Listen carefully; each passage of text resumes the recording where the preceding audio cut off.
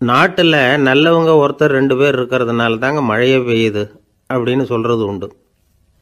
நல்லார் ஒருவர் உளரேல் அவர் பொருட்டு எல்லாருக்கும் பெய்யும் மழை. சில சமயம் ரொம்ப பேர் திடீர்னு நல்லவங்களாகிடுவாங்க போல இருக்கு. அதனால தான் விடாமல் பேய் மழையாக கொட்டி தீர்த்துடுது. எல்லாரும் நல்லவங்களாகிட்டா உலகமே தாங்காது போல இருக்க. அப்பப்போ ஒருத்தர் 2 பேர் நல்லவங்களாகணும். அப்போ தான் சீராக மழை பெய்யும். மாதத்துக்கு 3 பேர் நல்லவங்களானா மாதம் மும்மாரி பொழியும். இதெல்லாம் வேடிக்கை பேச்சு. இப்போ இதெல்லாம் ஒரு பக்கம் இருக்கட்டும். இப்போ விஷயத்துக்கு வருவோம். ஒரு கும்பலில் நல்லவன் யார் அப்படிங்கிறத எப்படி கண்டுபிடிக்கிறது? இதுக்கு ஒரு வேடிக்கை கதை உண்டு. என்னுடைய நண்பர் ஒருத்தருக்கு அவங்க பாட்டியம்மா சொன்ன கதையும் அது. அது என்ன கதைன்னா, ஒரு ஊரில் ஒரு சமயம் பலமான மழை பெய்ய ஆரம்பிச்சுட்டு தான். இடி மின்னல் ரொம்ப கடுமையாக இருந்திருக்குது. ஆரம்பித்த மழை வர வர கடுமையாக ஆகிட்டு இருக்குதே தவிர நிற்கிற பாடாக தெரியல. ஊர் ஜனங்கள்லாம் பார்த்தாங்க. இதுக்கு மேலேயும் வீட்டுக்குள்ளே இருந்தால் ஆபத்துங்கிறத புரிஞ்சுக்கிட்டாங்க. ஏன்னா வீடெல்லாம் இடிஞ்சி விழுந்துருமோங்கிற பயம். உடனே எல்லாரும் புறப்பட்டு ஊருக்கு பொதுவாக இருந்த ஒரு மண்டபத்தில் போய் தங்கிக்கிட்டாங்க. மின்னல் கடுமையாக இருந்தது. இடி எந்த நேரத்துலையும் விழலாம்ங்கிற நிலைமை. எப்போ விழலாம்னு பார்த்துக்கிட்டு இருக்குது. அந்த மண்டபத்தில் இருந்த ஜனங்கள் மனசுக்குள்ளே ஒரு பயம். நம்ம கூட்டத்தில் யாராவது ஒரு கெட்டவன் பாவம் பண்ணவன் இருந்தால் கூட இடி இந்த மண்டபத்தில் விழுந்துரும். அது எல்லாருக்கும் ஆபத்து அப்படின்னு நினச்சாங்க. சரி, இதுக்கு என்ன பண்ணலாம் அப்படின்னு யோசனை பண்ணாங்க. அந்த கூட்டத்தில் ஒரு பெரியவர் இருந்தார். அவர் ஒரு யோசனை சொன்னார். இதை பாருங்கள், அதுக்கு ஒரு வழி இருக்குது. அதோ எதிர்த்தாப்புல கொஞ்சம் தூரத்தில் ஒரு உயரமாக மரம் ஒன்று இருக்குது பாருங்கள். பொதுவாக இடி சுலபமாக விழறது அது மாதிரி உயரமான மரத்தில் தான். நம்ம கூட்டத்தில் இருக்கிறவங்க எல்லாரும் ஒவ்வொருத்தராக போய் அந்த மரத்தை தொட்டு விட்டு திரும்பி வந்துடணும். நம்மள பாவம் பண்ணவன் யாரோ அவன் அந்த மரத்தை தொடுற சமயத்தில் இடி விழுந்துடும். அவன் மட்டும் போயிடுவான். மண்டபத்தில் இருக்கிற நாமெல்லாம் பொழைச்சிக்கலாம் அப்படின்னு ஐடியா கொடுத்தார் அந்த பெரியவர். இது நல்ல யோசனையாக பட்டது. எல்லாரும் ஒத்துக்கிட்டாங்க. ஒவ்வொருத்தராக போய் அந்த மரத்தை தொட்டு விட்டு திரும்பி வந்தாங்க. இடி எதுவும் விழலை. இன்னமும் பாவம் பண்ண ஆசாமி அதை போய் தொடலை போல இருக்கு அப்படின்னு நினச்சிக்கிட்டாங்க. ஒவ்வொருத்தராக போகிறாங்க. எல்லாரும் போய் தொட்டு விட்டு வந்தாச்சு. இன்னும் ஒரே ஒரு ஆசாமி தான் பாக்கி. கடைசியாக இருந்த அந்த ஆள் பயந்துட்டான். இது வரைக்கும் இடி விழலைன்னா இப்போ என்ன அர்த்தம்? இப்போ நாம தான் பாக்கி, நாம தான் தப்பு பண்ண ஆள் போல இருக்குது அப்படின்னு நினச்சிட்டான். அதனால் துணிச்சலாக போய் தொடுறதுக்கு பயந்தான். தயங்கிக்கிட்டே இருந்தான். இருந்தாலும் மற்றவங்கள்லாம் சும்மா இருப்பாங்களா? கட்டாயப்படுத்தி கழுத்தை பிடிச்சி தள்ளாத குறையா அவனை தள்ளி விட்டாங்க. போய் தொட்டுட்டு வாடான்னு. அவன் நடுங்கிட்டே போய் அந்த மரத்தை தொட்டான். அதே வினாடி ஒரு பயங்கரமான மின்னல் இடி விழுந்துட்டுது. எங்கே விழுந்தது தெரியுமா? அந்த ஆள் மேலே இல்லை, மண்டபத்தில் விழுந்தது. மண்டபத்தில் இருந்தவங்க பூரா காலி. அந்த ஒரு ஆள் மட்டும் புழைச்சிக்கிட்டான். இந்த ஒரு ஆளை காப்பாற்றுறதுக்காக தான் இடி மண்டபத்தில் விழாமல் இருந்திருக்குது. இதுதான் கதை. அதனால் நல்லவங்க எப்படியும் தப்பிச்சுக்குவாங்க அப்படிங்கிறது ஒரு நீதி. ஒருத்தன் அப்படி தான் தெருவில் நடந்து போய்கிட்டு இருந்தான். ரொம்ப நல்லவன். எதிரில் ஒருத்தன் சைக்கிளில் வந்துக்கிட்டு இருந்தான். அதில் மோதி இவன் கீழே விழுந்துட்டான். சைக்கிள்காரன் உடனே இறங்கி இவனை தூக்கி விட்டான். இவன் எழுந்திரிச்சு அவனை முறைச்சி பார்த்தான். அப்படி பார்க்காதீங்க சார், நீங்கள் ரொம்ப புண்ணியம் பண்ணியிருக்கீங்க, அதுதான் இப்போ சைக்கிளில் மோதிக்கிட்டீங்க அப்படின்றான். என்ன அப்படி சொல்கிறேன் நான்? இவன் 10 நிமிஷத்துக்கு முன்னாடி நான் லாரி ஓட்டிகிட்டு வந்தேன், அப்போ நீங்கள் எதிரில் வந்திருந்தீங்கன்னா என்ன ஆயிருக்கும் அப்படின்னானா அவன். ஒரு பெரிய தத்துவ சிந்தனையாளர் இருந்தார், சுவாங் சு அப்படின்னு பேர். அவருடைய மனைவி ஒரு நாள் திடீர்னு காலமாயிட்டாங்க. ஐயோ பாவம், அவர் ரொம்ப வருத்தப்படுவார், போய் ஆறுதலாக 4 வார்த்தை பேசிவிட்டு வரலாம் அப்படின்னு நினச்சிக்கிட்டு நிறைய பேர் அவரை தேடிட்டு வந்தாங்களாம். வந்தவங்களுக்கு ஆச்சரியம். ஏன்னா இவர் வருத்தப்பட்டுக்கிட்டு இருப்பார் அப்படின்னு தானே எதிர்பார்த்தாங்க. அப்படி இல்லை, தாளம் போட்டுக்கிட்டு உட்காந்துருக்கிறார். தாளத்துக்கு தகுந்த மாதிரி பாட்டு வேற பாடிக்கிட்டு இருக்கிறார். என்ன மனுஷன் அவர், கொஞ்சம் கூட கவலை இல்லாமல் இப்படி இருக்கிறாரு அப்படின்னு நினச்சாங்க. ஒருத்தர் துணிஞ்சு அவர்கிட்ட கேட்டுவிட்டார், என்னங்க இது இப்படி அப்படின்னு. அதுக்கு அவர் என்ன சொன்னார் தெரியுமா? இதை பாருங்க, என்னுடைய மனைவி பிறக்கிறதுக்கு முன்னாடி அவளுக்கு உயிரும் கிடையாது, உடலும் கிடையாது. அதுக்கு பிறகு தான் உயிர் வந்தது, உடல் வந்தது, அந்த உருவம் வந்தது. இப்போ என்ன ஆச்சு? அந்த உருவமும் உயிரும் போயிட்டுது, அவ்வளவுதானே. வந்தது போயிட்டுது. இளவேனில் காலம், இலையுதிர் காலம், பனிக்காலம், இப்படி பருவங்கள் மாறி மாறி வருது இல்லையா? அது மாதிரி பிறப்பும் இறப்பும் மாறி மாறி வருது. இது இயற்கை. இதுக்காக அழுதா அது எப்படி அப்படின்னாராம். ஞான தெளிவு அடைஞ்சவங்களுக்கு எல்லாமே சுகம்தான். திருவள்ளுவரும் அதை தான் சொல்றார். உறங்குவது போலும் சாக்காடு, உறங்கி விழிப்பது போலும் பிறப்பு. தூங்கிறதுக்கெல்லாம் நாம் வருத்தப்பட்டுக்கிட்ட இருக்கிறோமா? இன்னைக்கு தூங்க வேண்டியிருக்குதே, இன்னும் கொஞ்சம் நேரத்தில் நான் தூங்க வேண்டியிருக்கு அப்படின்னு சொல்லி யாராவது அழுதுகிட்டு இருப்பாங்களா? அதனால் இந்த உலக வாழ்க்கையினுடைய இயல்பை யதார்த்தத்தை நாம் தெளிவாக புரிஞ்சுக்கணும். அப்படி புரிஞ்சுக்கிட்டா நாம் கவலை இல்லாமல் வாழ முடியும். ஒரு வயசான தாத்தா பாட்டி 60 வருஷத்துக்கு முன்னாடி அவங்களுக்கு கல்யாணம் ஆச்சு, ஒன்றாவே வாழ்ந்தாங்க, ஒன்றாவே இறந்து போனாங்க. இப்போ அவங்க 2 பேரும் சொர்க்கத்துக்கு போய் சேர்ந்தாங்க. அங்கே எல்லா வசதியும் இருந்தது. ஒரு பெரிய பங்களாவே இவங்களுக்கு ஒதுக்கி கொடுத்தாங்களாம். இதுக்கு எவ்வளவு வாடகைன்னு கேட்டார் தாத்தா. வாடகையெல்லாம் கிடையாது, இலவசம் அப்படின்னார் அங்கே இருந்தவர். அந்த வீட்டுக்கு பின்னாடி ஒரு பெரிய புல்வெளி இருந்தது. இதில் விளையாட ஏதாவது கட்டணம் உண்டான்னு கேட்டிருக்கார் தாத்தா. அதெல்லாம் ஒன்றும் கிடையாது, பணம்லாம் கட்ட வேண்டியதில்லை அப்படின்னார் அவர். பக்கத்தில் ஹோட்டல் மாதிரி ஒரு பெரிய கட்டடம், உள்ள சாப்பாட்டு மேஜைகள், அது மேலே விதவிதமான பலகாரங்கள். சாப்பாட்டுக்கெல்லாம் எவ்வளவு அப்படின்னு விசாரிச்சாராம் தாத்தா. அதுதான் சொன்னேனே, இங்கே எல்லாமே இலவசம்தான், எது வேணும்னாலும் சாப்பிட்லாம், எவ்வளவு வேணும்னாலும் சாப்பிட்லாம் அப்படின்னாரா. நீங்கள் சொல்கிறீங்க அப்படி, ஆனால் நான் சர்க்கரை சேர்த்துக்கக்கூடாது, உப்பு சேர்த்துக்கக்கூடாது, பாட்டி கையால் எப்பவும் பத்திய சாப்பாடு தான் அப்படின்னாராம் தாத்தா. இதை பாருங்கள், இங்கே உங்களுக்கு அந்த கவலையும் வேண்டியதில்லை. இங்கே நீங்கள் ஸ்வீட்டு சாப்பிட்லாம், காரம் சாப்பிட்லாம், உங்களுக்கு எந்த நோயும் வராது அப்படின்னாராம் அங்கே சொர்க்கத்தில் இருந்தவர். இதை கேட்ட உடனே அந்த தாத்தா பக்கத்தில் நின்ன பாட்டியை பார்த்து கத்தினாராம். அடி பாவி, எல்லாத்தையும் கெடுத்துட்டியே, நீ எனக்கு பத்திய சாப்பாடு போடாமல் கண்டதை திங்க விட்டுருந்தா 10 வருஷத்துக்கு முன்னாடியே நான் இங்கே சேர்ந்துருப்பேனே அப்படின்னாராம். ஒரு காட்டில் ஒரு முனிவர் இருந்தார். ஒரு நாள் அவரை தேடிட்டு 4 பேர் வந்தாங்க. சுவாமி, எங்களுக்கு ரொம்ப நாளாக ஒரு சந்தேகம்னாங்க. என்னன்னு கேட்டார். இந்த உலகத்தில் எவ்வளவோ காரியங்கள் நடக்குது, எது நியாயம் எது அநியாயம் அப்படின்னு புரிஞ்சிக்க முடியலன்னாங்க. அது யாராலையும் புரிஞ்சிக்க முடியாதுன்னார் முனிவர். வந்தவங்களுக்கு ஆச்சரியமாக போச்சு, ஒரு மாதிரியாக பார்த்தாங்க. இதை முனிவர் கவனிச்சார். சரி புறப்படுங்க என்னோடன்னார். எங்கன்னு கேட்டாங்க. இப்போ உங்கள் 4 பேரையும் ஒரு புஷ்பக விமானத்தில் அழைச்சிட்டு போகிறேன். இந்த உலகத்தில் சர்வசாதாரணமாக நடக்கக்கூடிய ஒரு காட்சியை உங்களுக்கு காட்ட போகிறேன். நீங்கள் பார்க்க போகிற அந்த காட்சி நியாயமா அநியாயமா அப்படிங்கிறத என்கிட்ட சொல்லணும். நீங்கள் சரியான பதில் சொன்னால் புஷ்பக விமானத்தில் தொடர்ந்து பிரயாணம் பண்ணலாம். தவறான பதில் சொன்னால் இந்த புஷ்பக விமானம் உங்களை கீழே தள்ளி விட்டுரும் அப்படின்னார். 4 பேருக்கும் பயம்தான், இருந்தாலும் முனிவர் கூப்பிடுறாரு அப்படின்னு சொல்லி புறப்பட்டாங்க.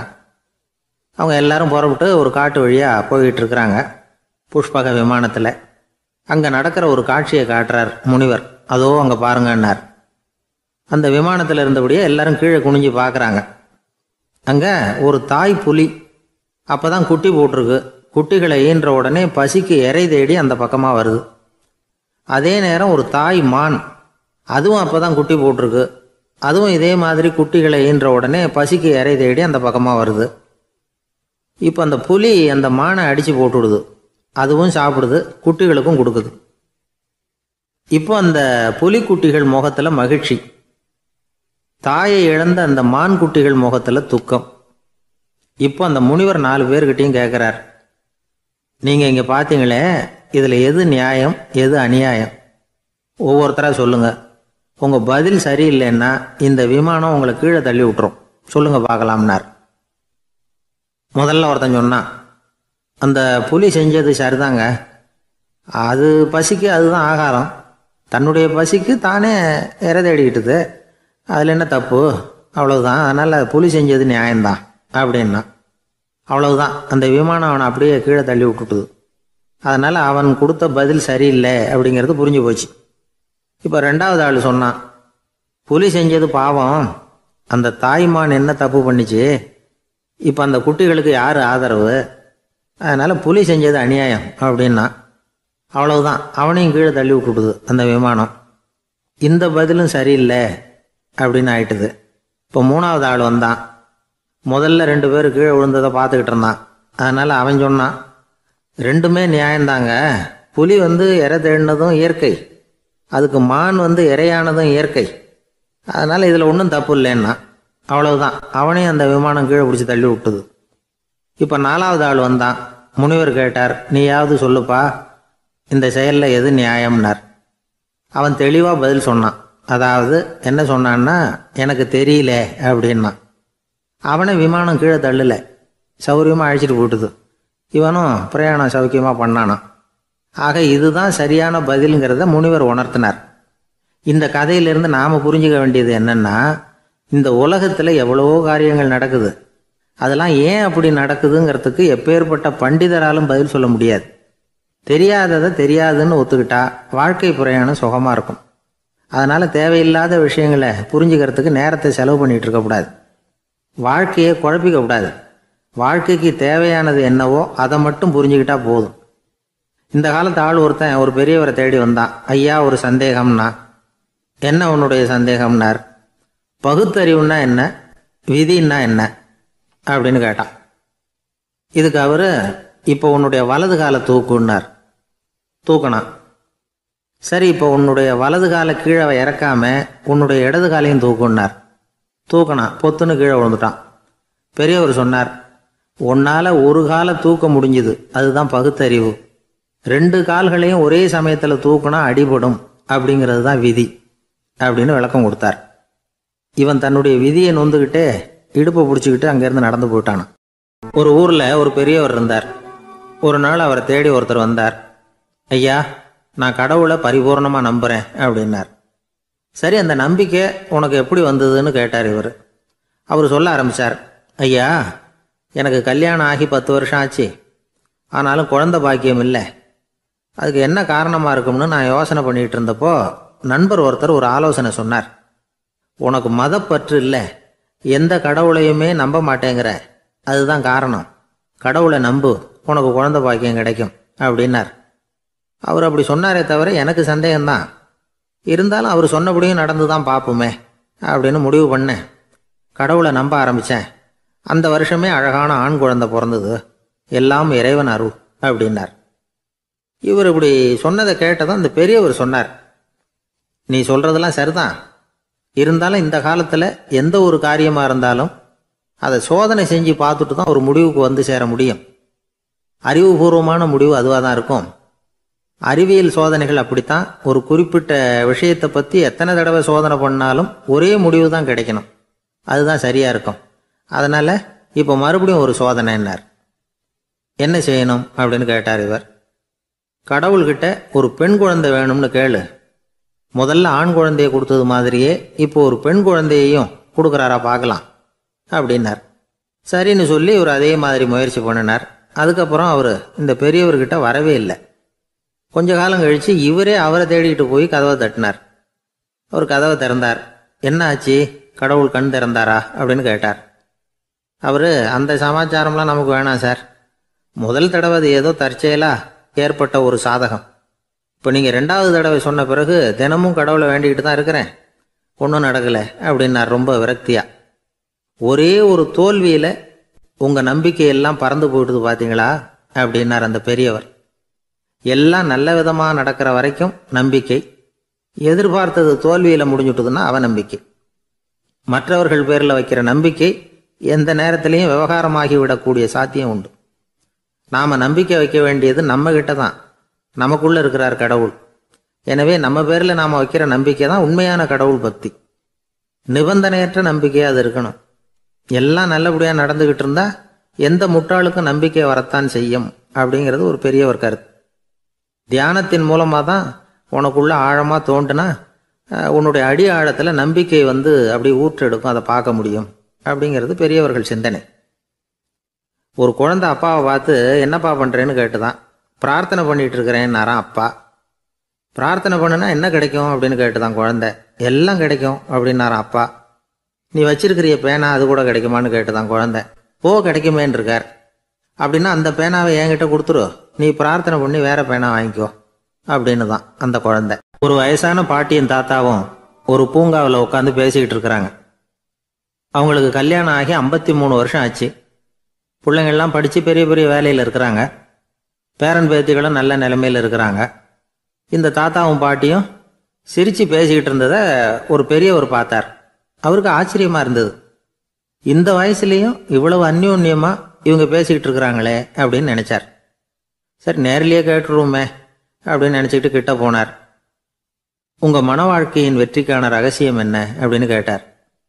இதை கேட்டதும் அந்த தாத்தா சிரிச்சுக்கிட்டே பாட்டியை பார்த்தாராம். அதுக்கப்புறம் சொன்னாராம், நான் இந்த அம்மாவை கல்யாணம் பண்ணிக்கிட்டதுக்கும் எங்களுடைய இல்வாழ்க்கை இவ்வளவு நாளாக பலம் குறையாமல் மகிழ்ச்சியாக இருக்கிறதுக்கும் காரணம் ஒன்று தான். அது என்ன காரணம்னா, எங்களுக்கு இடையில பொதுவாக நிறைய குறைகள் உண்டு, அதுதான் காரணம் அப்படின்னாராம். அவர் சொல்றது சரிதான் அப்படிங்கிறது மாதிரியே அந்த பாட்டியும் அவரை நிமிர்ந்து பார்த்தாங்களாம். இந்த பெரியவர் மறுபடியும் அந்த பாட்டியை பார்த்து அதே கேள்வியை கேட்டிருக்கார். உங்களுடைய நீண்டகால மன வாழ்க்கைக்கு கிடைச்ச வெற்றி எதனாலேன்னு சொல்ல முடியுமா அப்படின்னு கேட்டாராம்.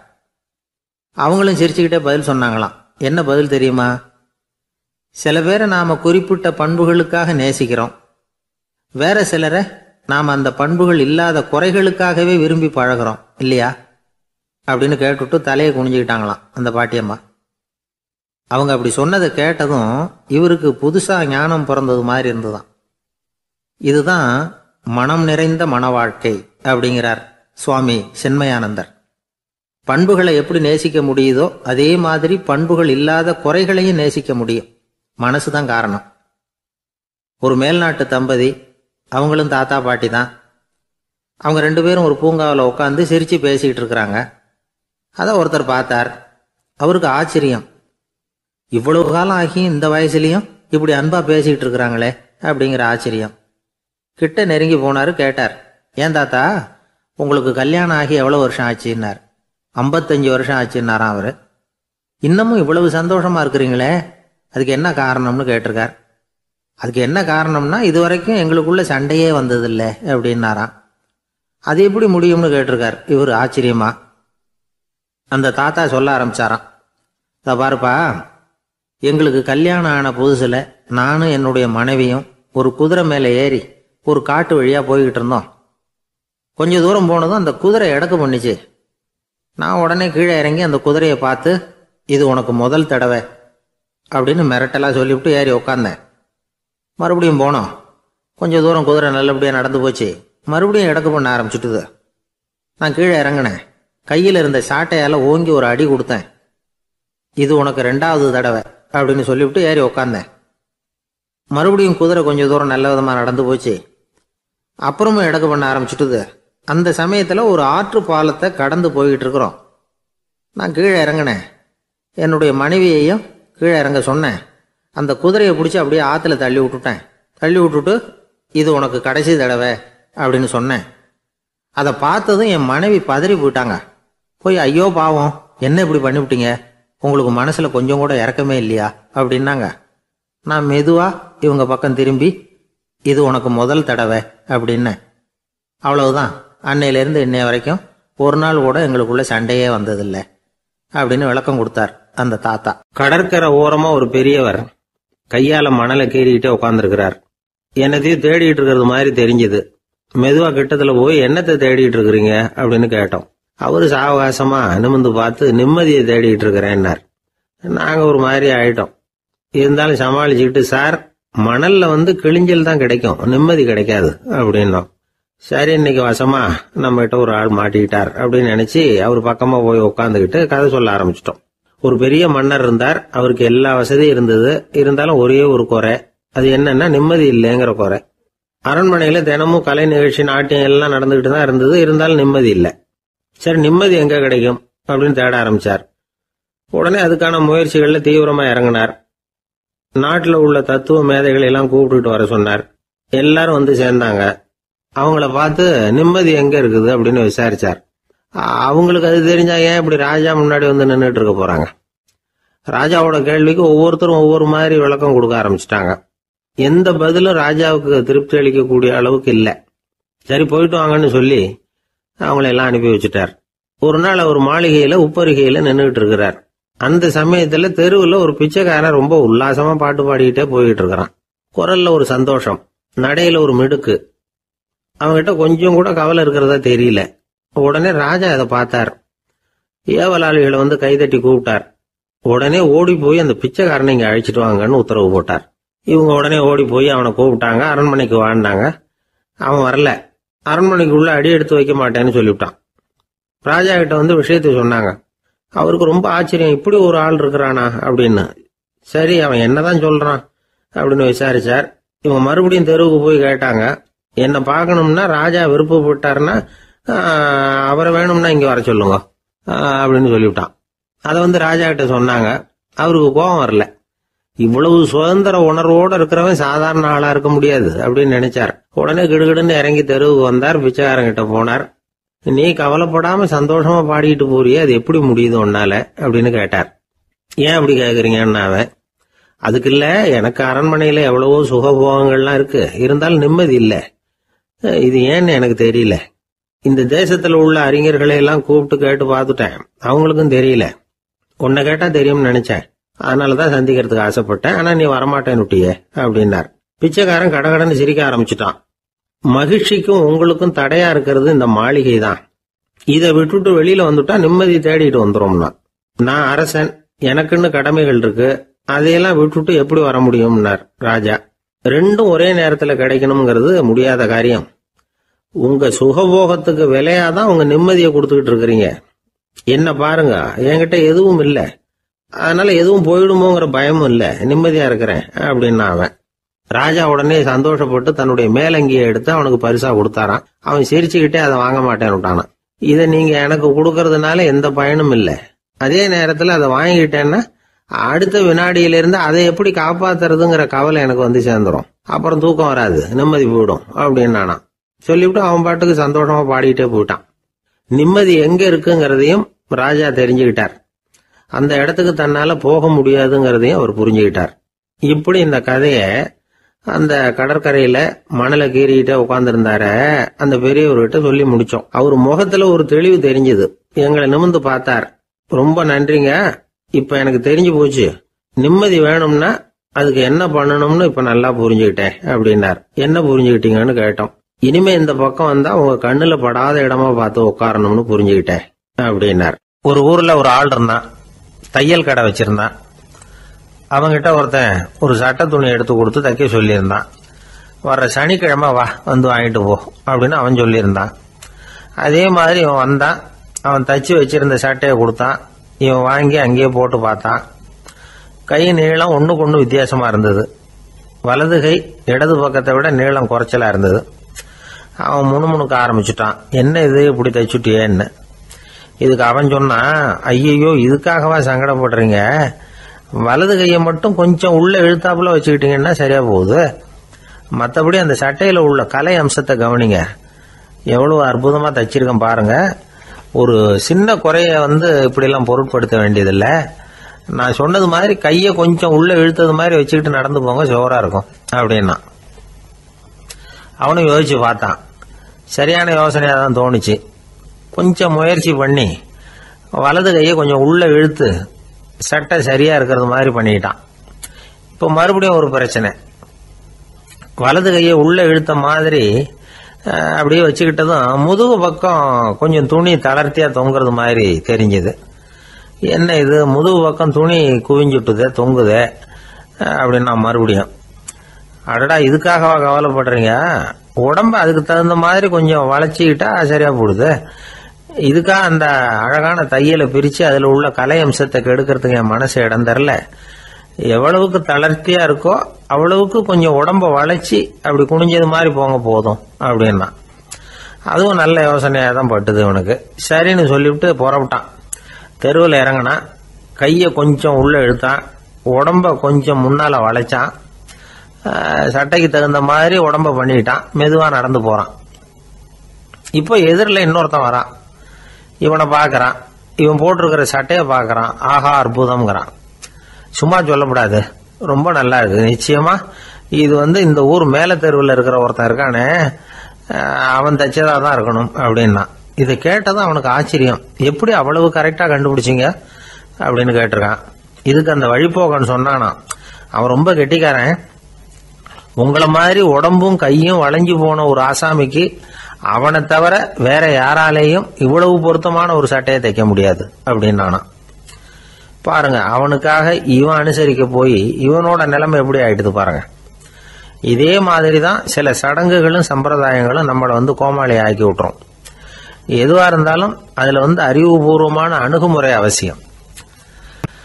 ஒரு நர்ஸ் அவசரமா ஓடி டாக்டர் கிட்ட சொல்லிச்சான், டாக்டர் ஒரு தப்பு நடந்து போச்சு, 10ஆம் நம்பர் பெட்ல இருக்கிற பேஷண்ட்டுக்கு காலில் ஆபரேஷன் பண்றதுக்கு பதிலாக கையில் ஆபரேஷன் பண்ணி விட்டீங்க, கை ஆபரேஷன் பண்ணிக்க வேண்டிய ஆள் 7ஆம் நம்பர் பெட்ல இருக்கார் அப்படின்னு தான்.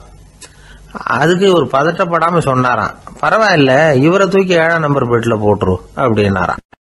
தான் மட்டும் வாழ்ந்தா போதும் அப்படின்னு நினைக்கிறவங்க உண்டு. தானும் வாழணும், அடுத்தவங்களும் வாழணும் அப்படின்னு நினைக்கிறவங்களும் உண்டு. முதல்ல சொன்ன வகையை சேர்ந்த மனிதர்கள் எப்படி தெரியுமா? எப்படியாவது தான் மட்டும் வாழ்ந்தால் போதுங்கிற நினைப்பு தான் எப்பவும் அவங்களுக்கு இருக்கும். தங்களுடைய வளர்ச்சிக்கு எது தடையா இருந்தாலும் சரி, யார் தடையா இருந்தாலும் சரி, அதை அழிச்சுட்டு தான் மறுவேலை பார்ப்பாங்க. அவங்கெல்லாம் பாவ காரியங்களுக்கு தயங்குறதே இல்லை. அப்படிப்பட்ட வாழ்க்கை அவங்களுக்கே இடைஞ்சல அமைஞ்சு விடுறது உண்டு. அதை விளக்கறதுக்கு ஒரு கதையும் உண்டு. ஒரு ஊர்ல அப்படிப்பட்ட ஆள் ஒருத்தன் இருந்திருக்கான். நிறைய பாவங்களை செஞ்சவன். அதன் காரணமா நரகப்படுகொழியில விழுந்துட்டான். நரகப்படுகொழிங்கிறது ஒரு பெரிய கிணறு மாதிரி. ஏற்கனவே பாவம் செஞ்சவங்க நிறைய பேர் அதில் விழுந்து கிடக்குறாங்க. உள்ள ஏகப்பட்ட சத்தம், எல்லாம் அந்த பாவாத்மாக்கள் போடுற சத்தம். இப்போ விழுந்தானே, இவனும் சத்தம் போட்டான். இவன் போடுற சத்தம் கொஞ்சம் அதிகமாக கேட்டுது. இந்த கிணத்துக்கு பக்கத்துல புத்தர் உட்கார்ந்துருக்கிறார். அவர் காதுல இவன் போடுற சத்தம் விழுந்தது. உடனே அந்த கிணத்தடிக்கு போனார், குனிஞ்சு பார்த்தார். சாமி, என்னை காப்பாத்துங்க அப்படின்னு கத்தனா இவன். புத்தர் அவனை கொஞ்சம் கவனிச்சு பார்த்தார். மனித சமுதாயத்துக்கு அவன் என்னென்ன கெடுதல் பண்ணியிருக்கிறாங்கிற விவரம்லாம் அவர் மனக்கண்ணில் தெரிஞ்சது. அவருக்கு எல்லாம் புரிஞ்சு போச்சு. இருந்தாலும் அவனை காப்பாத்துறதுக்கு ஏதாவது வழி உண்டா அப்படின்னு யோசிச்சார். அவன் தன்னுடைய வாழ்நாளில் ஏதாவது நல்லது செஞ்சிருக்கானா அப்படின்னு பார்த்தார். ஒரே ஒரு சமயம் அவன் தன்னுடைய காலடியில மிதிபட இருந்த சிலந்தியை மிதிக்காமல் தாண்டி போயிருக்கிறான். இந்த ஒரு காரியத்துக்காக அவனை கரையேற்ற முடியுமா அப்படின்னு நினைச்சார். அவ்வளவுதான். உடனே அவர் கையில ஒரு சிலந்தி வந்து உட்காந்துதான். அதுகிட்ட இருந்து நூல் இழை வெளிவர ஆரம்பிச்சது. அந்த நூல் இழை கிணற்று ஆழம் வரைக்கும் அப்படியே நீண்டுகிட்டே போச்சான். புத்தர் பார்த்தார். இந்த நூலை பிடிச்சிக்கிட்டு மேலே ஏறி வா அப்படின்னார். என்னங்க சொல்றீங்க, இந்த சிலந்தி நூல் என்ன தாங்குமான்னு கத்தனான். எல்லாம் தாங்கும், அதை பிடிச்சிக்கிட்டு ஏறி வா அப்படின்னார். சந்தேகத்தோடவே அவன் அந்த நூல் இழைய பிடிச்சி இழுத்து பார்த்தான். ரொம்ப வலுவா இருந்தது. அவனுக்கு ஆச்சரியம். அதை பிடிச்சிக்கிட்டே மெதுவா மேலே ஏறி வர ஆரம்பிச்சுட்டான். பாதி தூரம் ஏறி வந்திருப்பான். அப்போ அவன் காலுக்கு கீழே ஏதோ சத்தம். என்னன்னு குனிஞ்சு பார்க்கறான். கீழே கிடந்தவங்க சில பேரும் அந்த நூலை பிடிச்சி மேலே வந்துகிட்டு இருக்கிறாங்க. இவனுக்கு கோபம் வந்துட்டுது. தன்னுடைய இடுப்புல வச்சிருந்த கத்தியை எடுத்து தன்னுடைய காலுக்கு கீழே நூல் இழையை அப்படியே வெட்டி விட்டுட்டான். இனிமே நாம மட்டும்தான் மேலே ஏறி வந்துடணும் அப்படின்னு நினைச்சுக்கிட்டான். ஆனா நடந்தது என்ன தெரியுமா? மொத்த நூல் இழையும் அப்படியே அருந்து கீழே விழுந்துட்டுது. அவனும் பொத்துன்னு கீழே விழுந்துட்டான். மறுபடியும் கத்த ஆரம்பிச்சுட்டான். ஏற்கனவே அவன் செஞ்சிருந்த ஒரு சிறு கருணை அந்த நூல் இழைக்கு உறுதியை கொடுத்தது. இப்போ அவன் செஞ்ச பாவம் அந்த நூல் இழைய வலுவிழக்க செஞ்சுட்டுது. அடுத்தவங்களும் வாழணுங்கிற எண்ணம் அவனுக்கு இருந்திருந்தா இப்போ அவனும் கரையேறி வந்திருப்பான், மற்றவங்களும் சௌக்கியமா வந்து சேர்ந்திருப்பாங்க. அதனால நாமும் வாழணும், அடுத்தவங்களும் வாழணும் அப்படின்னு நினைக்கிறவன் வாழ்க்கையில சீக்கிரம் முன்னுக்கு வந்துடுவான். ஒருத்தன் ஒரு டாக்டர் கிட்ட போனான், மருந்து வாங்கினான். வாங்கி கொண்டாந்து பேசாம வச்சுட்டான், சாப்பிடல. அப்புறம் எதுக்காகப்பா போய் அவர்கிட்ட மருந்து வாங்கினேன் அப்படின்னு கேட்டாங்க. டாக்டர் வாழணும் இல்லையா, அதனாலதான் அப்படின்னா. அவர் கொடுத்த மருந்தை நீ ஏன் சாப்பிடல அப்புறம் அப்படின்னு கேட்டாங்க. நான் வாழணும் இல்லையா, அதுக்காக தான் அப்படின்னா. ஒரு ஊர்ல ஒரு ஆள் இருந்தான். அவன் ஒரு நாள் கோயிலுக்கு போனான். கடவுள்கிட்ட வேண்டிக்கிட்டான், எனக்கு ஒரு 1,00,000 ரூபா நீ கொடுத்தா நான் உன் சன்னதியில் ஒரு தேங்காய் உடைக்கிறேன் அப்படின்னு வேண்டிக்கிட்டான். கடவுள் பார்த்தார். உடனே அவன் கண் முன்னாடி தோன்றினார். இந்தா நீ கேட்ட 1,00,000 ரூபாய் அப்படின்னு சொல்லி அவன் கையில் பணத்தை கொடுத்துட்டு மறைஞ்சிட்டார். இவனால் நம்பவே முடியல. இவ்வளவு சுலபமாக கிடைக்கும்னு தெரிஞ்சிருந்தா அனாவசியமாக ஒரு தேங்காய் உடைக்கிறேன்னு வேண்டியிருக்க வேண்டியது இல்லையே அப்படின்னு நினச்சான். இருந்தாலும் வேண்டுதலை நிறைவேற்ற வேண்டியது கடமை. அதுக்காக என்ன பண்ணான், பக்கத்தில் ஒரு கடைக்கு போனான். ஒரு தேங்காயை கையில் எடுத்தான். இது என்ன விலைன்னு கேட்டான். 5 ரூபான்னார் கடையில் இருந்தவர். அதிகமாக இருக்குதே விலைன்னா. அப்படின்னா ஒன்று செய்யுங்க, அடுத்த ஊருக்கு போங்க, அங்கே தென்னந்தோப்பு அதிகம், அதனால் அங்கே இதை விட குறைஞ்ச விலைக்கு கிடைக்கும் அப்படின்னார். சரின்னு அடுத்த ஊருக்கு கிளம்புனான். அங்கே போய் விசாரித்தான். ஒரு தேங்காய் 3 ரூபாய் விலைன்னாங்க. இதுவும் அதிகமாக தெரியுதேன்னா. அப்படின்னா ஒன்று செய்ய, அதுவும் அந்த ஆற்று ஓரமாக ஒரு தென்னை மரம் இருக்கு பார், அதில் நீயே ஏறி பறிச்சுக்கோ, ஒரு தேங்காய்க்கு 1 ரூபா கொடுத்தா போதும் அப்படின்னார் அந்த தோப்புக்கு சொந்தக்காரரு. இவனுக்கு மரம் ஏற தெரியாது. இருந்தாலும் ஆசை யாரை விட்டுது, விலை சல்லிசாக இருக்குதே. ஆற்று ஓரம் போனால் தட்டு தடுமாறி அந்த மரத்தில் ஏறினா. அந்த தென்னை மரம் வளைஞ்சி ஆற்று பக்கம் போய் அப்புறம் நிமிர்ந்து இருந்தது. அதாவது மரத்தின் உச்சி சரியாக ஆற்றுக்கு நடுவில் இருந்தது. ஆற்றுல வெள்ளம் கரை புரண்டு ஓடிக்கிட்டு இருக்கு. இவன் கடவுள் கொடுத்த 1,00,000 ரூபாயை மடியில் வச்சு இறுக்கி கட்டிக்கிட்டான். உச்சிக்கு போய் காய் பறிக்கிற சமயத்தில் காற்றும் மழையும் பலமாக கலந்து அடிக்க ஆரம்பிச்சுட்டுது. கால் வழுக்கி விட்டுட்டுது. இவன் சடார்னு ஒரு தென்னை மட்டையை பிடிச்சிக்கிட்டு தொங்க ஆரம்பிச்சிட்டான். கீழே பயங்கரமான வெள்ளம், மடியில் 1,00,000 ரூபா பணம், என்ன செய்யறதுன்னு தவிக்கிறான். இந்த சமயம் கரையில் ஒரு யானை பாகன் யானையை குளிப்பாட்டிக்கிட்டு இருக்கிறான். அது அவன் கண்ணில் பட்டுது. ஐயா ஒரு உதவின்னு கத்துனான். அவன் என்ன செய்யணும்னு கேட்டான். உன் யானையை மெதுவாக இங்கே அழைச்சிட்டு வா, எனக்கு நேராக கீழே நிறுத்து, என் காலை பிடிச்சி மெதுவாக கீழே இறக்கி விட்டுரு, என் மடியில் இருக்கிற பணத்தில் உனக்கு 10,000 ரூபா தரேன் அப்படின்னா. அவன் பார்த்தான். காலை கையை பிடிச்சா கூட எவனும் இந்த காலத்தில் 10 ரூபாய்க்கு மேலே தரமாட்டேங்கிறான். இவன் காலை பிடிச்சா 10,000 தர்றேங்கிறான் அப்படின்னு யோசனை பண்ணான். உடனே யானையை கொண்டுட்டு போனான். அவனுக்கு நேராக கீழே நிறுத்தினான். அவன் காலை பிடிச்சான். அவ்வளவுதான். அந்த நேரம் பார்த்து யானை மெதுவாக நடந்து அப்பால் போட்டுது. இப்போ யானை பாகன் அவன் காலை கெட்டியாக பிடிச்சிக்கிட்டு தொங்குறான். பரிதாபமாக மேலே பார்க்குறான். அவன் மட்டையை பிடிச்சிக்கிட்டு தொங்குறான். இப்போ யானை பாகன் சொல்கிறான், தம்பி மட்டையை விட்டுறாத, கெட்டியாக பிடிச்சிக்கோ, நான் உனக்கு 10,000 ரூபா தரேன், இதோ மடியில் தான் வச்சுருக்கேன்னா. மேலே தொங்குறவனுக்கு இந்த நிலைமையிலேயும் ஒரு சந்தோஷம், மேற்கொண்டு ஒரு 10,000 ரூபா நமக்கு கிடைக்கும் போல இருக்கே அப்படின்னு. இந்த சமயத்தில் ஒருத்தன் ஒட்டகத்தை ஓட்டிகிட்டு வந்தான் அந்த பக்கமாக குளிப்பாட்டுறதுக்கு. யானை பாகம் பார்த்துட்டான். ஐயா ஒட்டகக்காரரே, அதை இங்கே கொண்டுட்டு வா, எங்கள் காலை பிடிச்சி பத்திரமா இறக்கி விடு, நாங்கள் பணம் கொடுக்குறோம்னா. அவனும் பணத்துக்கு ஆசைப்பட்டு வந்தான். அவன் காலை பிடிக்கிற சமயம் ஒட்டகமும் நழுவி போட்டுது. இப்போ 3 பேருமே வரிசையாக தொங்குறாங்க. ஒட்டகக்காரன் கத்துறான், தம்பி மட்டையை விட்டுறாத, கெட்டியாக பிடிச்சிக்கோ, நான் என் மடியில் இருக்கிற 5,000 உனக்கு தந்துடுறேன்னா. மேலே தொங்குறவனுக்கு இன்னமும் சந்தோஷம், இவனும் பணம் தர்றேங்கிறான் அப்படின்னா இன்றைக்கி நமக்கு மொத்த பண வரவு எவ்வளவு அப்படின்னு ஒவ்வொன்றா கூட்டி பார்க்க ஆரம்பித்தான். மனக்கணக்கு சரியாக வரல. அதனால் அப்படியே விரலை விட்டு எண்ண ஆரம்பித்தான். அவ்வளவுதான். மட்டையை விட்டுட்டு கை நழுவி வந்துட்டுது. 3 பேரும் பொத்துன்னு ஆற்றுல விழுந்தாங்க. படாத பாடுபட்டு தட்டு தடுமாறி கரைக்கு வந்து சேர்ந்தாங்க. 3 பேர் மடியில் இருந்த பணமும் ஆற்றோட போட்டுது. பேராசை பெருநஷ்டம் அப்படின்னு ஒரு பழமொழி இருக்குல்ல, அதை விளக்கறதுக்காக சொல்லப்பட்ட கதை இது. இந்த காலத்தில் ஒருத்தர் ஒரு நீச்சல் குளத்தில் நீச்சல் அடிச்சுக்கிட்டு இருக்கிறார். காவலுக்கு இருந்தவர் அதை கவனிச்சுட்டார். கரையிலேருந்து சத்தம் போட்டாராம், இதோ பாருங்க, இங்கே ராத்திரி 8 மணிக்கு மேலே நீச்சல் அடிக்கிறது சட்டப்படி குற்றம், அதுக்கு அனுமதி கிடையாது, தெரியாதா உங்களுக்கு அப்படின்னாராம். இதுக்கு அவர், ஐயோ நான் நீச்சல் அடிக்க வந்தவன் இல்லைங்க, சும்மா சுற்றி பார்க்க வந்தவன், தடுமாறி குளத்தில் விழுந்துட்டேன், நீச்சல் தெரியாது, அதனால் தத்தளிச்சுக்கிட்டு இருக்கிறேன் அப்படின்னு கத்துனாராம். கரையில் இருந்தவர் பார்த்தார். ஓ அப்படின்னா சரி, அதுக்கு ஒன்றும் தடை இல்லை அப்படின்னு சொல்லிவிட்டு அவர் பாட்டு நடந்து போயிட்டாராம். அசோக மன்னர் வந்துகிட்டு இருக்கார். அவருடைய ஆலோசகர்கள் எல்லாம் பக்கத்தில் வந்துகிட்டு இருக்கிறாங்க. அந்த சமயத்தில் எதிரில் ஒரு புத்த பிக்ஷு வர்றார். அசோகர் பார்க்கிறார். ஓடி போய் அவர் காலில் விழுந்து வணங்குறார். அசோக மன்னரின் தலை அந்த புத்த துறவியின் பாதத்தில் பட்டுக்கிட்டு இருக்கு.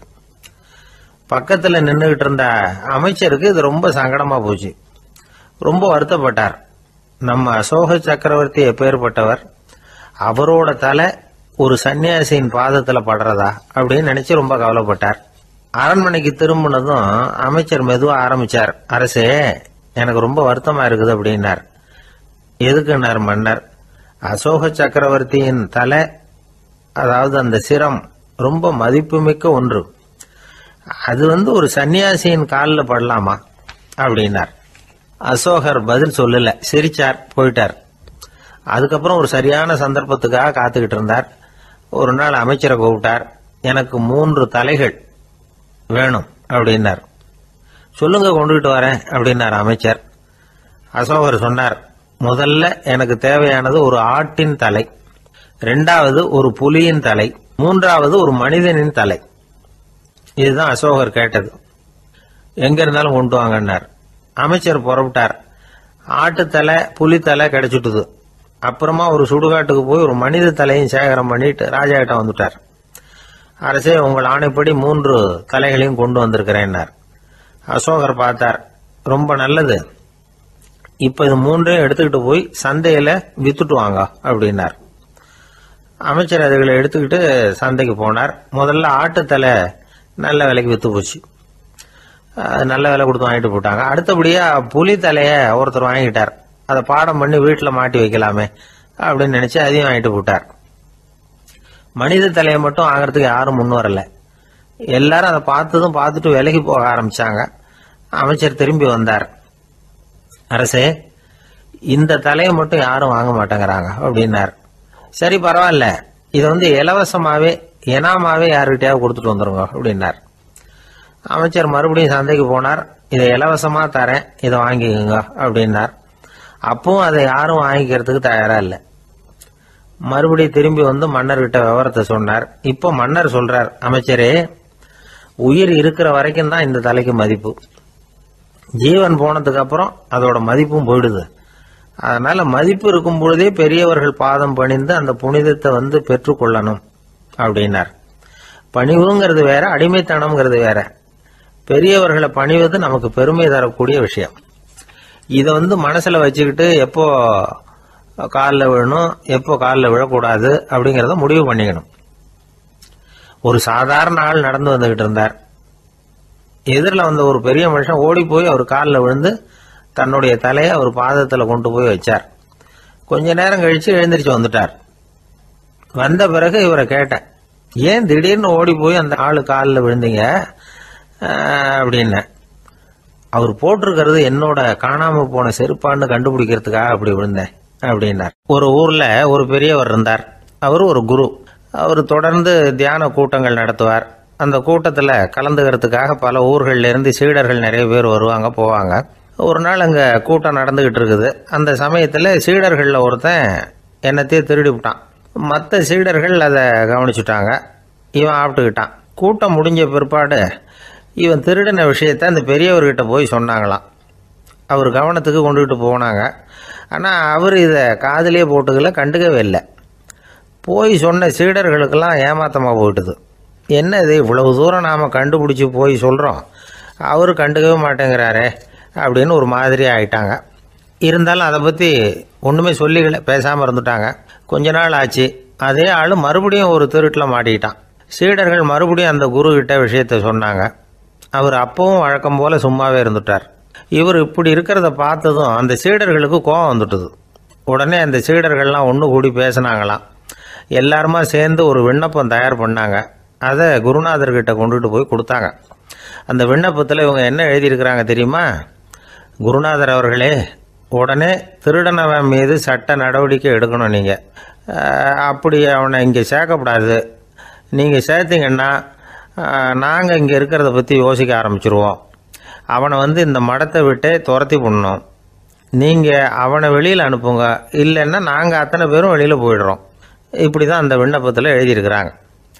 குரு அந்த விண்ணப்பத்தை வாங்கி படித்து பார்த்தார். அதுக்கப்புறம் அதை எழுதின அத்தனை பேரையும் கூப்பிட்டாரு. எல்லாரும் இப்படி வாங்கன்னாரு. வந்தாங்க.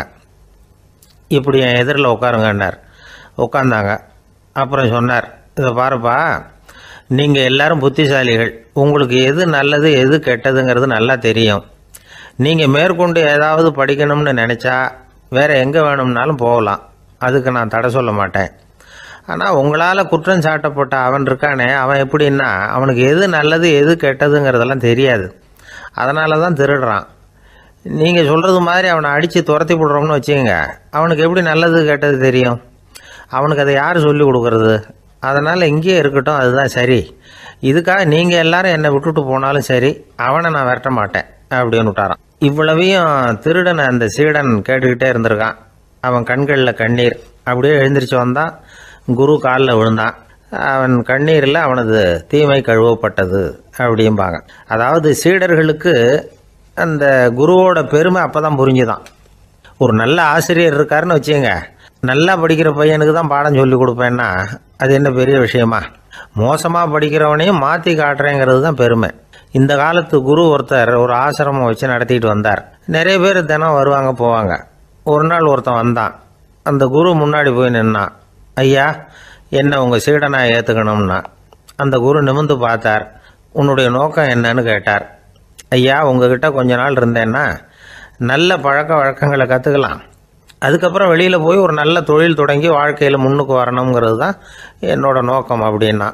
நீ சொல்கிறது சரி, ஆனால் உன்னால் இங்கே நல்ல பழக்க வழக்கங்களை கற்றுக்க முடியலேன்னு வச்சுக்கோ, அப்போ என்ன பண்ணுவேன் அப்படின்னு கேட்டார் அவர். அப்படி ஆச்சுன்னா என்ன, உங்களை மாதிரியே ஒரு ஆசிரமம் ஆரம்பித்து அதுக்கு குருவாக இருந்துட்டு போகிறேன் அப்படின்னு நானும். ஒருத்தன் வேகமாக ஓடி வந்தான். ஏப்பா அப்படி தலை தெறிக்க ஓடி வர்றேன்னு கேட்டேன். பின்னாடி துரத்திக்கிட்டு வருது சார் அப்படின்னா.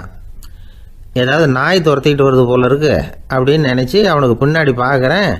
கண்ணுக்கு எட்டின தூரம் வரைக்கும் எதுவுமே தெரியல. ஏன்பா எதுவும் ஒன்றை துரத்துறது மாதிரி தெரியலையே என்ன, நல்லா பாருங்கள் சார் அப்படின்னா. பார்த்துட்டு தான் சொல்கிறேன் என்ன.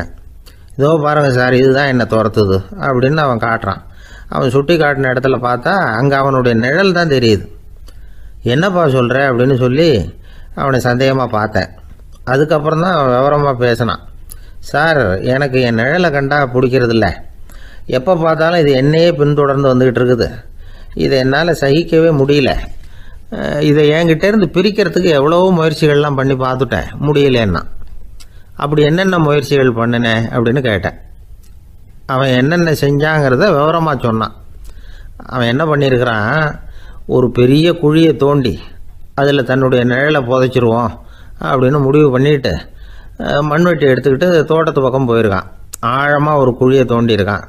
குனிஞ்சு பார்க்குறான். அந்த குழிக்குள்ளே தன்னுடைய நிழல் தெரியுது.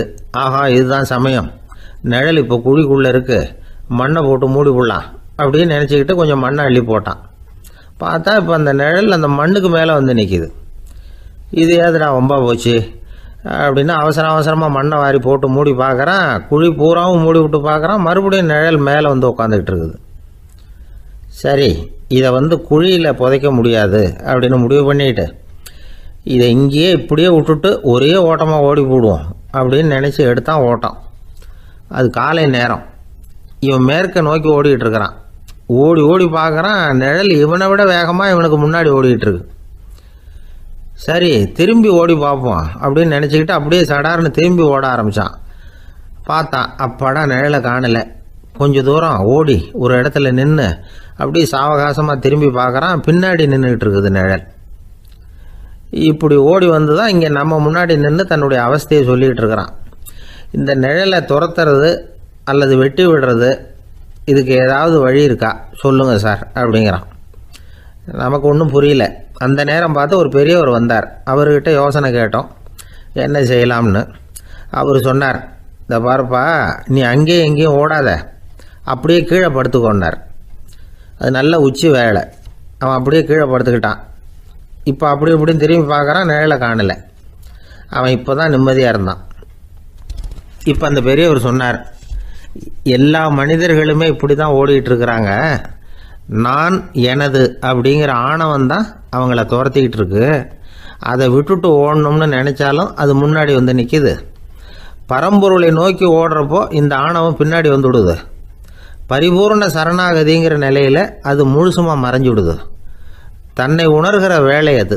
அந்த நேரம் மனிதனுக்கு விடுதலை உணர்வு ஏற்படுகிற நேரம் அது. அப்படிப்பட்ட சுதந்திர மனிதர்களாக எல்லாரும் மாறி போயிட்டாங்கன்னா இந்த உலகமே இன்பமயம் அப்படின்னு ஒரு விளக்கம் கொடுத்தார் பெரியவர். நம்மால் ஒருத்தர் வேகமாக ஓடி வந்துக்கிட்டு இருந்தான். ஏன்டா அப்படி ஓடி வர்ற அப்படின்னு கேட்டார் எதிரில் வந்தவர்.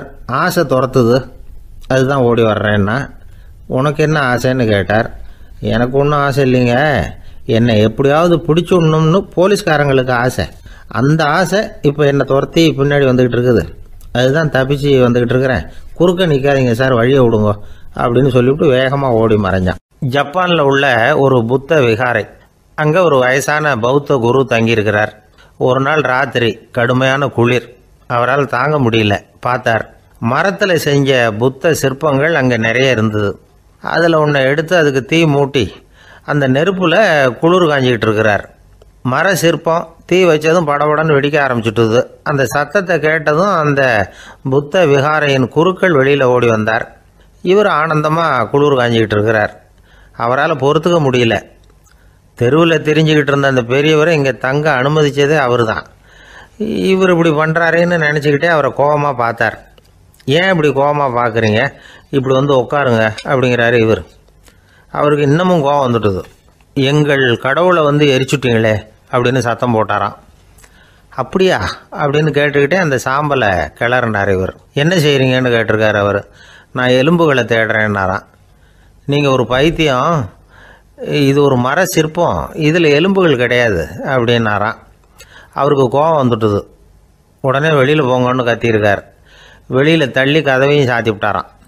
மறுநாள் காலையில் கதவை திறந்து பார்த்தா அந்த வயசான பெரியவர் ஒரு மைல்கல் மேலே சில காட்டு பூக்களை வச்சு புத்தம் சரணம் கச்சாமின்னு சொல்லிக்கிட்டே இருக்கிறார். இவருக்கு சந்தேகமாக போட்டுது. கிட்ட போனார். என்ன செஞ்சுக்கிட்டு இருக்கீங்கன்னு கேட்டார். இது என்னுடைய காலை நேர பிரார்த்தனைனாராம். நிஜமாகவே நீங்கள் ஒரு பைத்தியமாக தான் இருக்கணும், ஏன்னா அது ஒரு மைல்கல் அப்படின்னாராம். இப்போ அந்த பெரியவர் சொன்னாராம், நீங்கள் ஒரு மரத்தை புத்தராக நினைக்கும் பொழுது நான் ஏன் ஒரு மைல்கல்ல புத்தராக நினைக்கக்கூடாது? நான் புத்தரை எரிக்கலாம், ஏன்னா அவரை நான் நேசிக்கிறேன். அந்த சிற்பம் மரத்தால் ஆனதுங்கிறது எனக்கு தெரியும். நான் ஒரு மைல்கல்லை தொழலாம், ஏன்னா அது எனது பூக்களை தாங்குது. நான் இந்த மைல்கல்லுக்குள்ளே மறைஞ்சிருக்கிற புத்தரை பார்க்குறேன். யாராவது ஒரு சிற்பி இதை சிலையாக்கினாதான் நீங்கள் புத்தரை பார்க்க முடியும். அன்னைக்கு ரொம்ப குளிராக இருந்தது. நான் எனக்குள்ளே இருக்கிற புத்தரையும் பாதுகாக்கணும். உள்ளே இருக்கிற புத்தரை காப்பாற்றுறதுக்காக வெளியில் உள்ள புத்தரை எரிக்கலாம், அதில் ஒன்றும் தப்பு இல்லை. அது அவருடைய போதனையிலேயே இருக்குது. உனக்குள் ஜோதியாக இரு அப்படிங்கிறது அவருடைய போதனை. என்னுடைய புத்தர் குளிரில் நடுங்கிட்டு இருந்தார். அந்த மர சிற்பங்கள் வெயில் மழையில் உணர்ச்சி இல்லாமல் இருந்தது, அதனால் அப்படி பண்ணினேன். ஆனால் நீங்கள் என்ன பண்ணீங்க? நான் ஒரு மர புத்தரை எரிச்சதுக்காக உயிருள்ள புத்தரை வெளியில் தள்ளி கதவை சாத்தினீங்க அப்படின்னாராம் அந்த பெரியவர். உண்மையான பக்திங்கிறது இதுதான். அதாவது உனக்குள் ஜோதியாக இரு அப்படின்னு புத்தர் சொன்னார் இல்லையா, அது மாதிரி தனக்குள் ஜோதியாக இருக்கிற இந்த காலத்து ஆசாமிகள் நிறைய பேர் உண்டு. எப்பவும் போதையிலேயே இருக்கிறவங்க. ஒரு நாள் நடு ராத்திரி ஒரு மது கடையில் ஒரு ஆள் அங்குள்ள சிப்பந்திகள் கிட்ட கேட்டுக்கிட்டு இருக்கிறான். மறுபடியும் இந்த கடை எப்போ திறப்பாங்கன்னு கேட்டானா. நாளைக்கு காலையில் 8 மணிக்கு திறப்பாங்க அப்படின்னு நானும் அங்கே இருந்த ஆள். அவன் திருப்பி திருப்பி அதையே கேட்டுக்கிட்டு இருக்கான். இவனுக்கு பதில் சொல்லி சொல்லி அழுத்து போச்சு. அதான் சொல்கிறேன் ஐயா, நாளைக்கு காலையில் வா அப்படின்னாங்களாம். அதுக்கு இவன், நான் வர்றதுக்காக கேட்கலையா, நேற்றுக்கு வந்தவன் உள்ளேயே மாட்டிக்கிட்டேன், வெளியில் போகிறதுக்காக கேட்டேன் அப்படின்னானா. ஒரு ஏரி ஓரமாக 2 பசங்க நடந்து போய்கிட்டு இருக்கிறாங்க. அதில் ஒருத்தன் பணக்கார வீட்டு பையன், இன்னொருத்தன் ஏழை. இவங்க 2 பேரும் போய்கிட்டு இருக்கிறாங்க. வழியில் ஒரு இடத்துல ஒரு ஜோடி செருப்பு இவங்க கண்ணில் படுது. ஒரு விவசாயி அந்த செருப்பை அங்கே விட்டுட்டு பக்கத்தில் இருந்த ஏரியில் கை காலை கழுவிட்டு இருக்கிறார். உடனே அந்த பணக்கார பையனுக்கு ஒரு ஐடியா. அவன் சொன்னானா, டேய் இப்போ ஒரு வேடிக்கை செய்யலாம், அந்த செருப்பு 2ஐயும் தூக்கி எட்டத்தில் வீசி எரிஞ்சிருவோம். அந்த ஆள் பார்த்துட்டு செருப்பை தேடி அல்லாடுவான், அங்கேயும் இங்கேயும் ஓடுவான், திருன்னு முழிப்பான். அதை பார்த்து நாம் ரசிக்கலாம், நல்ல தமாஷா இருக்கும் அப்படின்ட்டுருக்கான். இப்படி சொல்லிவிட்டு அந்த செருப்புகளை தூக்கிறதுக்கு போனானா. கொஞ்சம் பொறு அப்படின்னானா அந்த ஏழை பையன். ஏன்னு கேட்டிருக்கான் அவன். இப்போ அந்த ஏழை பையன் சொன்னானா, நீ சொல்கிறது ஒன்றும் வேடிக்கை கிடையாது. உன்னோட செருப்பு தொலைஞ்சா உன் அப்பா உடனே உனக்கு வேறு செருப்பு வாங்கி கொடுத்துருவார். ஆனால் அந்த ஆளுக்கு இந்த செருப்பு தொலைஞ்சதுன்னா வேறு புதுசாக வாங்கிறதுக்கு வாயையும் வயத்தையும் கட்டி பணத்தை சேர்க்க வேண்டியிருக்கும். அதனால் நான் ஒரு வேடிக்கை சொல்கிறேன், அது மாதிரி செய், அது இன்னமும் தமாஷா இருக்கும் அப்படின்னானா. எப்படி அது சொல்லுன்றிருக்கான் அவன். செருப்பு 2ம் அது இருக்கிற இடத்துலையே இருக்கட்டும். உன் சட்டப்பையிலிருந்து ஒரே ஒரு ரூபா நாணயத்தை எடு, அதை அந்த செருப்பு மேலே அதோட குதிகால் பகுதியில் வச்சுட்டு நாம் 2 பேரும் அந்த மரத்துக்கு பின்னாடி ஓடி போய் மறைஞ்சு நின்றுக்குவோம். அப்புறம் பாரு வேடிக்கையே அப்படின்னா. அதே மாதிரி ரூபா காசு செருப்பு மேலே வச்சுட்டு இவங்க 2 பேரும் மறைஞ்சு நின்றுக்கிட்டாங்க. கொஞ்ச நேரத்தில் அந்த விவசாயி வந்தார். காலில் உள்ள மண்ணை தட்டிவிட்டு செருப்பை மாட்டுறதுக்காக போனார். அங்கேருந்து காசு கண்ணில் போட்டுவிட்டுது. அவருக்கு ஆச்சரியமாக போச்சு. அதை கையில் எடுத்து பார்க்குறார். 4 பக்கமும் திரும்பி திரும்பி பார்க்குறார், யார் இதை வச்சுருப்பான்னு. கடைசியில் ஆகாயத்தை பார்க்குறார். ஆண்டவா, இது உன்னோட கருணை தான், நீ தான் யாரோ புண்ணியவான் மனசில் தர்மம் பண்ணுற எண்ணத்தை உண்டாக்கி இருக்கிற, அந்த புண்ணியவான் நல்லா இருக்கணும் அப்படின்னு வாழ்த்தி அந்த காசை கண்ணில் ஒத்திக்கிட்டாராம். மறைஞ்சிருந்து பார்த்துக்கிட்டு இருந்த ஏழை பையன் இப்படி சொன்னான், பாத்தியா உன்னை புண்ணியவான்னு வாழ்த்தி விட்டு போகிறார் அந்த ஆள். அவருக்கும் சந்தோஷம், அதை பார்த்து நமக்கும் சந்தோஷம். உனக்கு ரூபாங்கிறது ஒரு பெரிய விஷயம் இல்லை, ஆனால் அதனால் நமக்கு கிடைச்சிருக்கிற மகிழ்ச்சி ரொம்ப உயர்வானது அப்படின்னு நானும். வேடிக்கையும் கிண்டலும் இது மாதிரி அடுத்தவங்களுக்கு இடைஞ்சலாக இல்லாமல் இருக்கணும் அப்படிங்கிறார் கலைவாணர். ஆனால் பாருங்கள், அவருக்கே இடைஞ்சலாக வர்ற விஷயங்களை கூட அவர் வேடிக்கையாக தான் எடுத்துக்கிட்டாராம். ஒரு தடவை ஒருத்தர் கலைவாணர்கிட்ட வந்து, ஐயா என் குழந்தை செத்து போச்சு அப்படின்னு சொல்லி அழுதாராம். உடனே இவர் அவருக்கு 100 ரூபா பணத்தை கொடுத்து, இந்தாங்க அடக்கம் செய்யுங்க அப்படின்னு சொல்லி அனுப்பி வச்சாராம். 1 வருஷம் கழிச்சு மறுபடியும் அதே ஆள் வந்திருக்கார். இவர் மறந்துருப்பாருங்கிற நினைப்புல, அண்ணே என் குழந்தை இறந்து போச்சுண்ணே அப்படின்னாராம். இவர் மறுபடியும் 100 ரூபா கொடுத்து ஆறுதல் சொல்லி அனுப்பி வச்சாராம். 7-8 மாசம் கழிச்சு மறுபடியும் அதே ஆள் வந்திருக்கார். அவர் வாயை திறக்கிறதுக்கு முன்னாடியே இவர் 100 ரூபாய் அவர் கையில வச்சு, போன 2 தடவை தான் குழந்தை செத்து போச்சு, இந்த தடவையாவது அதை சாகாம காப்பாத்தி விடு அப்படின்னு சொல்லி அனுப்பி வச்சாராம். அதுக்கப்புறம் அந்த ஆள் வர்றதே இல்லையா. எனக்கு தெரிஞ்ச ஒருத்தர் இருக்கார். அவர் ஒரு பெரிய காவல்துறை அதிகாரி, ரொம்ப கண்டிப்பானவர். அவரை கண்டாவே எல்லாரும் பயப்படுவாங்க. அப்படிப்பட்டவர் வீட்டுக்கு போனால் அப்படியே அடியோட மாறிடுவார். அங்கே போய் பார்த்தீங்கன்னா குழந்தைகளோட குழந்தையா அவர் விளையாடிட்டு இருப்பார். அலுவலக சமயத்தில் பார்த்தீங்கன்னா குதிரை முதுகில் அவர் உட்காந்துருப்பார். வீட்டில் பார்த்தீங்கன்னா அவர் முதுகில் குழந்தை உட்காந்துருக்கும். அவர் குதிரை மாதிரி போயிட்டு இருப்பார். இது எப்படிங்க முடியுது உங்களால் அப்படின்னு கேட்டாங்க. அது ஒன்றும் இல்லை, இங்கே வீட்டுக்கு வந்த உடனே என்னோட மனசை தனியாக எடுத்து வச்சிருவேன் அப்படின்னார். அது என்னங்க உங்கள் சட்டப்பையிலையா இருக்குது மனசு, அது தனியாக எடுத்து வைக்கிறதுக்கு அப்படின்னு கேட்டாங்க. அப்படி இல்லைங்க, இது ஒரு பயிற்சி, மனப்பயிற்சி, அவ்வளவுதான் அப்படின்னார். இப்படி சமயம் பார்த்து மனசை தனியாக வச்சுவிட தெரிஞ்சவங்க வாழ்க்கையில் எப்பவும் உற்சாகமாக இருப்பாங்க அப்படிங்கிறது பெரியவங்க கருத்து. ஒரு டாக்டர் ஆஸ்பத்திரியில் இருக்கிற வரைக்கும் டாக்டராக இருக்கலாம். அவர் மனைவிகிட்டையும் அவர் டாக்டராக இருக்க வேண்டிய அவசியம் இல்லை. ஒரு வக்கீல் வந்து கோர்ட்டில் இருக்கிற வரைக்கும் வக்கீலாக இருக்கலாம். வீட்டுக்கு வந்ததுக்கு அப்புறமும் வக்கீலாக இருக்க வேண்டிய அவசியம் கிடையாது.